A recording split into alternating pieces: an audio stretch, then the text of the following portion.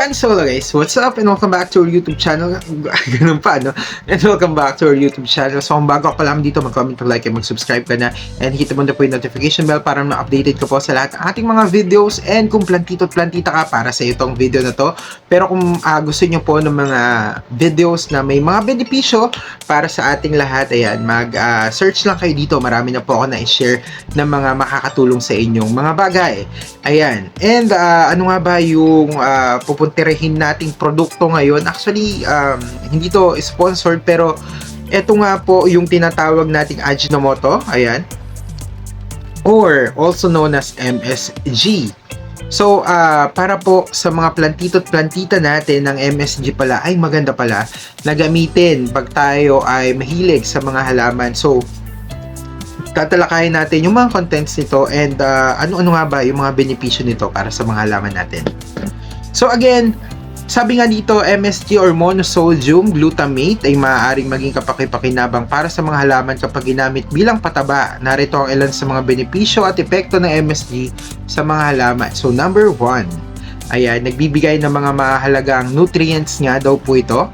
Ang MSG ay may mataas na antas ng nitrogen, ayan, or nitrogen at iba pang mga mineral na mahalaga para sa malusog na paglago ng halaman. So nakakalago siya ng halaman. Sabi pa nga dito, kasama sa mga ito ay phosphorus, potassium, calcium, magnesium at iba pang mga trace elements. So marami pa, hindi lang yun. So kumbaga, ayon na nga rin dito, maganda talaga siya sa halaman, nakakapagpataba ng halaman. At number 2, ayan, isa ding importante of course ay yung insecticide. Ayan, and guess what? Meron nga or maaaring maging insecticide nga rin po itong MSG pag gumamit tayo sa ating mga halaman. Sabi nga dito, may ilang ulat na nagpapahiwatig na ang MSG ay maaaring gamitin bilang isang insecticide para sa mga halaman. Gayunpaman, kailangan pa ng mas maraming pananaliksik upang patunayan ito. Pero ganun pa man, ayon nga po dito ay nakakatulong or merong mga nauulat na nakakapag-parepel ito ng mga insect. So, di ba? Murang-mura lang. Actually, kahit sa tindahan nyo ngayon may mabibili kayong ganito.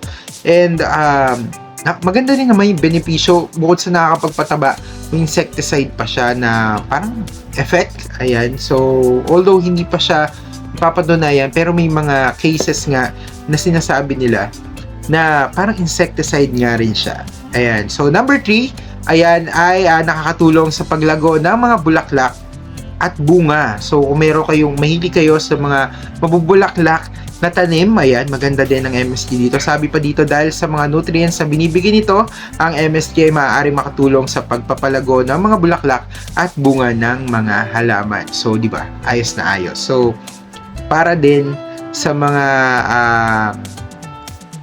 gustong magkaroon ng garden na mabulaklak, ay wow, parang bibig lang, ano? Pero yun, para din sa mga garden na gusto nating maging maganda dahil maraming bulaklak, isa nga po itong MSG na pwede natin gamitin. At number 4, ayan, ay nagpapabuti sa kalidad daw ng lupa. Ayan, ang organic matter na matatagpuan sa MSG ay nakakatulong sa pagpapabuti ng kalidad ng lupa na nagbibigay ng masustansyang kapaligiran para sa inyong mga halaman.